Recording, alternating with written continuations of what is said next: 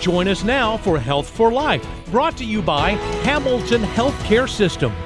Today, we're talking with Dr. Aubrey Cawthon of Hamilton Medical Center. Thank you so much for joining us again today, Dr. Cawthon. Glad to be here. Dr. Cawthon is the Medical Director of Hospitalist Services, the Chairman of Medicine, and a board-certified internist practicing hospital medicine at Hamilton Medical Center in Dalton, Georgia. He completed his medical training at the Ross University School of Medicine, his internship at Memorial Health University Medical Center in Savannah, Georgia. You are a hospitalist. Can you tell everyone exactly what a hospitalist is? Yes, good question, as it is a relatively new specialty. A hospitalist specializes in caring for patients while they're in the hospital. Some medical specialties are organized around the age of a patient, a specific disease, or a particular body part or system, but hospital medicine is organized around the site where medical care takes place, in this case, a hospital. Hospitalists are doctors who may help manage treatment while a patient is in the hospital. They also help organize any care necessary for the patient after he or she goes home. Hospitalists essentially act as a primary care physician while a patient is in the hospital. One of the main differences, however, is that a hospitalist is focused on treating acute or decompensated chronic disease, whereas a primary care physician is trying to prevent acute or decompensated chronic disease. So you actually treat the disease,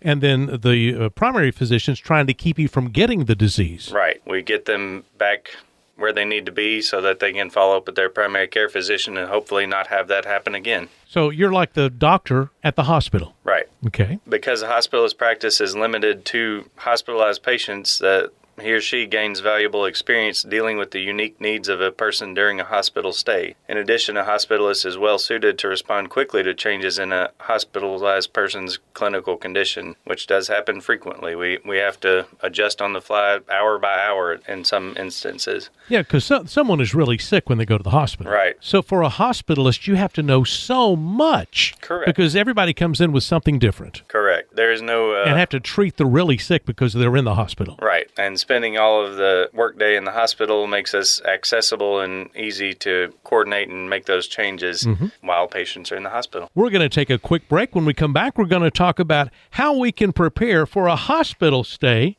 if needed. We'll be right back on Health for Life. Join us on a journey to better health. Health for life. Simply put, that is why Hamilton Medical Center is here. From primary care and specialty care practices near you, an accredited chest pain center, a certified joint replacement program, a new children's institute, cancer institute, endoscopy center, and more.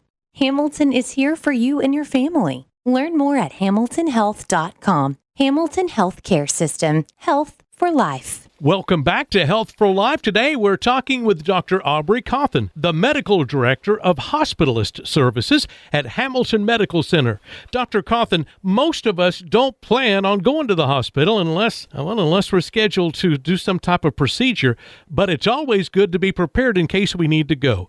What can we do to be prepared for a hospital visit? Well, as you can imagine, having an acute medical need is not something that you ever plan for, but in the event that you do, you may not be in the best of spirits. It's not always the best day of your life to get admitted to the hospital. Things to be prepared for is having multiple people ask you the same questions, but just know that that is designed for your safety so that we can know exactly what's going on with you to get you better quicker and get you out of the hospital quicker and get you back home. So I imagine that everybody compares notes. Oh, yeah. And make sure that everybody got the same information. Correct. Everybody that you meet at the hospital is there with that goal in mind to get you better and to get you home quicker and back on your feet. And the hospital is a 24-hour-a-day, 7-day-a-week venture. There's a lot of people there that, from registration to nursing to lab to imaging to physicians, multiple specialties. There's a lot of people that are there to help you navigate this complex environment and this disease process. 24 hours a day. Oh, yeah. Every day. All day. Well, are there certain questions that are helpful for patients to ask and family members to ask while they're at the hospital?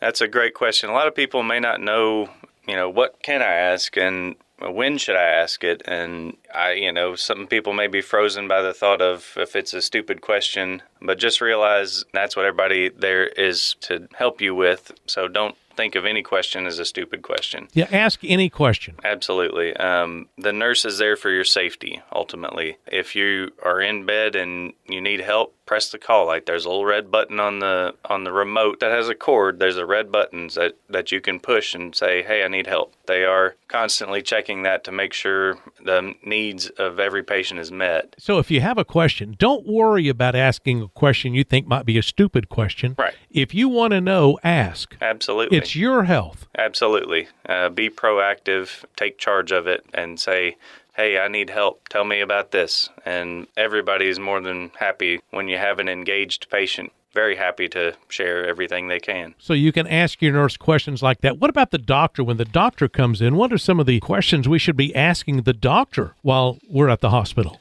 Literally any question related to your medical care. As a physician, I do appreciate when a patient is engaged, when they're thinking and asking questions about what they need to do to get better or prevent another hospitalization. We may not always know everything off the top of our head, but we do have access to many journals and articles through our hospital's medical library. And we have a very active medical librarian who can search even more than we can and pull stuff in almost real time. Like, we call her and ask for something, and 30 minutes later we've got it in our hand, and we can read that and get back to you about whatever special question you may have. You know, I didn't realize that, but that definitely makes sense. I'm sure that you have somebody who helps you with that. So you can call her and she will go and find that information and get it right back to you. Yep. And then another doctor and another doctor. So she's got a big job. Oh yeah. And the residency, we have the internal medicine residency. Residents always need to be reading and learning more, so they've got her busy as well. And she works all day. Also important to know, many times a specialist may come by, a cardiologist, a gastroenterologist, and say, you're okay to go from my standpoint. That may be at 7:30 in the morning, but they didn't admit you, and they're only looking at their one specialty. The heart is okay, the stomach is okay. But we, the hospitalists, are looking at the whole picture and making sure everything is coordinated and up to par before we send you home. So we may be waiting on another test, another image that the cardiologist or GI doctor may not be interested in. They didn't order it. So we'll be following up on that. And as soon as we have those results, we can then say, hey, you're okay to go. What I tell all my patients is, if I see them in the morning, it's go ahead and order lunch if you hadn't already. If it's in the afternoon, go ahead and order dinner if you hadn't already, because it takes several hours to get the paperwork, the logistics of transportation for a lot of patients, and also the medications, making sure either we can fill it in the hospital or we can send it to your pharmacy, making sure that that's all done correctly. That's a painstaking process to go through every medication, because we want to make sure we're sending people on the best therapy that we can so that they have the best chance of not having to come use our services again. Right. So you, as the hospitalist, are going to make that decision. Correct. The ultimate decision whether the patient gets to go home. Correct. Because there may be 3 or 4 doctors they see. Absolutely. Some doctors, yes, I'm okay with it, but it has to go through you to make sure. And then, as you said, they got to get those prescriptions together and all the paperwork, so it can take a little while. It does. And there's a lot of people involved, not just the hospitalists, nursing, pharmacy, et cetera. So we're going to take a short break. When we come back, we're going to be talking about decision-making while you're at the hospital. We'll be right back on Health for Life. Be a hero. Stop a stroke. If you think someone you're with is having a stroke, ask him to smile. Does his face droop? Have him raise both arms. Does one arm drift down? Can he repeat a simple phrase without slurring? If you see even one of these symptoms, call 911 right away. Because when it's a stroke, every second counts. Hamilton Medical Center has a nationally ranked, highly trained rapid stroke team ready to care for you. Hamilton Medical Center. Health for life. Welcome back to Health for Life. Today, talking with Dr. Cawthon. You know, there's lots of decisions that need to be made when it comes to our health.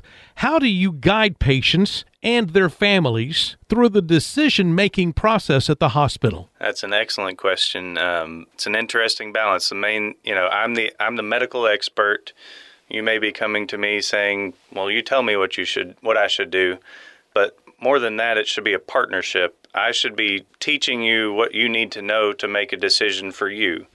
You may have different goals, a different mindset. You have an entire lifetime of experiences that informs your decision making, that I can't tell you what to do, but I can explain things to the level that you need to know how to proceed with a certain medication, a certain procedure, knowing risk and benefit of everything that is presented to you.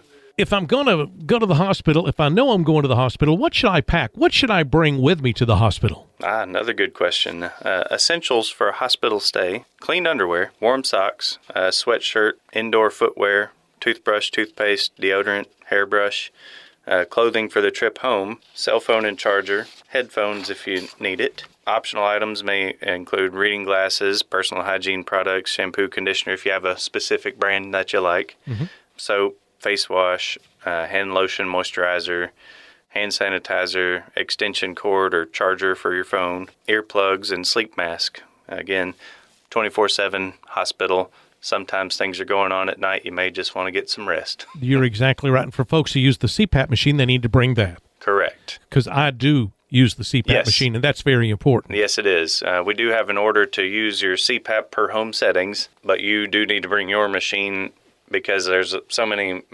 different machines out there.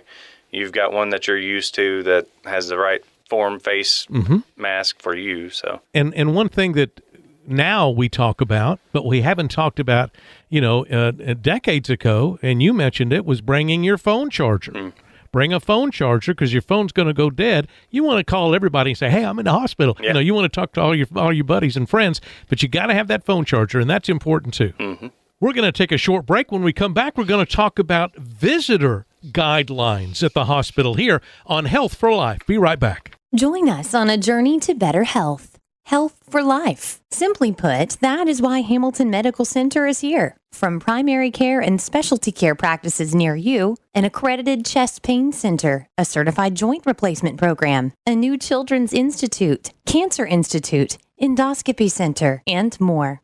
Hamilton is here for you and your family. Learn more at hamiltonhealth.com. Hamilton Healthcare System. Health for life. Dr. Cawthon, thanks for all this great information and the time that you spent with us. COVID-19 case numbers are going down, and we're glad of that. But does this mean that visitors are permitted back at Hamilton Medical Center? Yes, that is something that is constantly in flux. So based on CDC guidelines, based on local infection rates. So that's a moving target right now, but we're trying to keep that up to date with both guidelines and current risk here in Whitfield County. In addition, we provide opportunity for patients to video chat with friends and family if they're not able to visit with them at that time, provided that friends and family have a device on their end that can do video chat. That is great.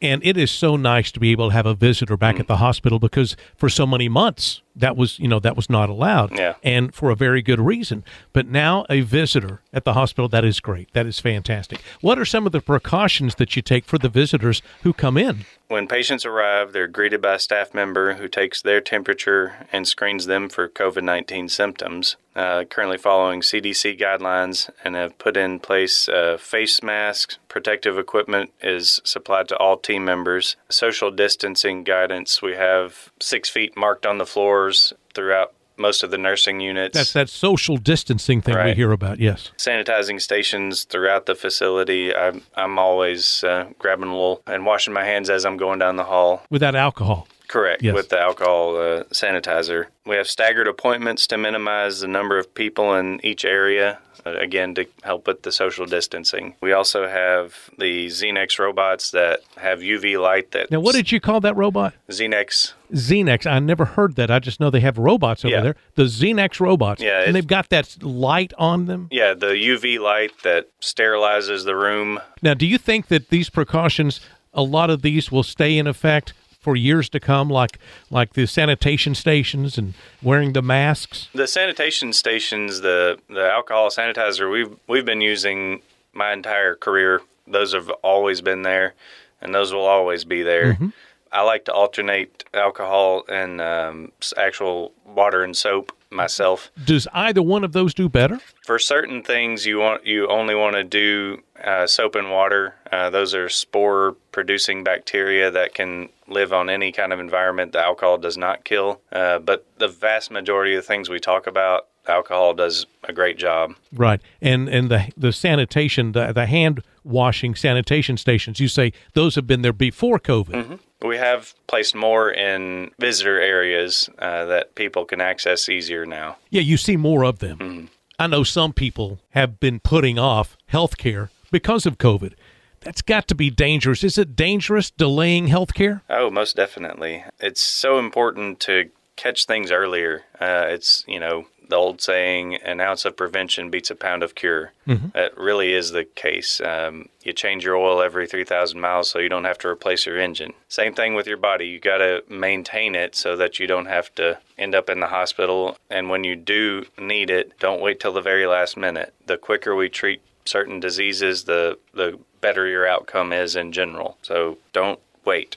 Right. Your health doesn't wait. No, you've got to take care of those things. Are you seeing a lot of that? A lot of people who have been putting things off, or they've been pretty good about coming in? We have seen some people that have waited because of the fear of COVID, and they're much sicker than they otherwise would have been. That's unfortunate, and we do everything we can to help them, but it'd be better to see people earlier. Right. Hamilton Medical Center has done a great job in taking care of the COVID situation, making sure that there is social distancing and everyone wearing masks, and as you mentioned, the hand washing station, sanitizing station. So it's important to take care of your health and don't let this COVID thing scare you away. Right. It's very safe to go to Hamilton Medical Center. Correct. We have a lot more than a lot of places have as far as safety precautions and negative pressure rooms and all that. That's been a big help. Do you think telehealth has helped? Yes. As a matter of fact, I had a meeting yesterday, and a couple of the primary care physicians were there,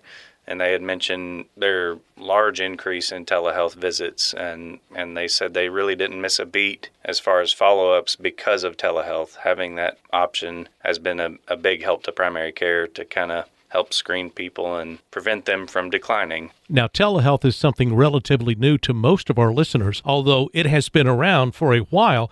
And it was new to me, and I have had some telehealth appointments with my different doctors, and it is just wonderful. Now, if I need blood work, something like that, that's another story. You go. But a telehealth appointment is just great. Yeah, you don't even have to leave your house. You can be there on your couch talking to your doctor, and it's like a old-timey house visit. That's right. It's like a house call. Well, are the doctors happy with it? I mean, do they enjoy it also? I myself have not experienced it, so I can't speak. Well, you're firsthand. The hospitalist, yes. Yeah. So, but all the primary care docs I've talked to have enjoyed it. Yeah, and you don't have to drive there. It's so convenient for us patients. And if the doctors, if they're getting along with it, that's good. I've spoken to many doctors who say they think this is going to continue on. I see that being a prolonged thing after COVID. Before you leave, and this is your second visit, it's been great having you here. Before you leave, if you could leave our listeners with some advice, what would that be? Oh, yeah. Keeping in the theme of being prepared to go to the hospital. Be engaged with the staff if you're ever hospitalized.